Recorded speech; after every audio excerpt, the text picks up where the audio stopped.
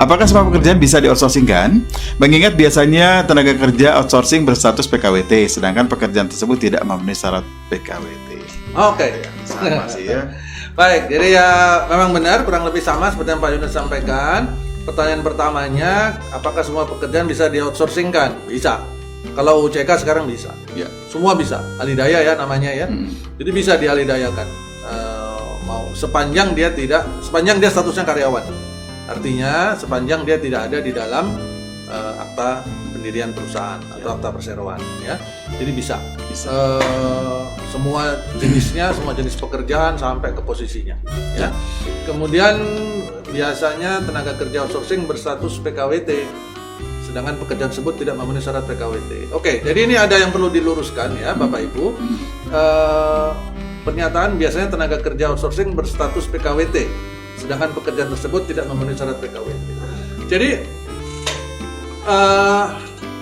mengapa pekerjaan tenaga kerja yang ada di perusahaan outsourcing itu semuanya berstatus atau hampir semua statusnya PKWT? Mengapa? Itu dulu yang harus kita pahami. Karena si perusahaan outsourcingnya memang mendapatkan kesempatan untuk menjalankan pekerjaan tersebut itu dalam waktu tertentu ya.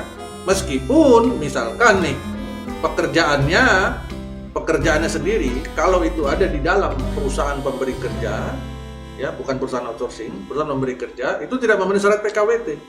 Tapi karena si perusahaan outsourcing tadi itu cuma dikasih kesempatan untuk menjalankannya selama waktu tertentu, ini kontrak outsourcingnya cuma 3 tahun misalkan, ya cuma 3 tahun doang, maka tentu tidak mungkin bagi dia untuk mengambil karyawan permanen. Ya. Maka mereka boleh, karena parameternya adalah pekerjaannya tertentu bagi perusahaan outsourcing. Pak, tapi contoh nih, pekerjaannya HRD manager. HRD manager untuk ditempatkan di perusahaan Pak Yunus. Saya mensuplai HRD manager tempatkan perusahaan Pak Yunus. Jadi outsource ya, bukan rekrutmen, outsource.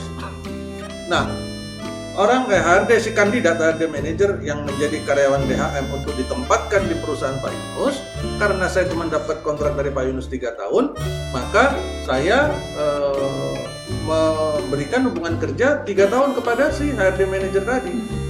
Meskipun kalau HRD manager itu misalkan ada di dalam perusahaan Pak Yunus, karyawan Pak Yunus sendiri, itu memang tidak cocok dan tidak memenuhi syarat PKWT, betul.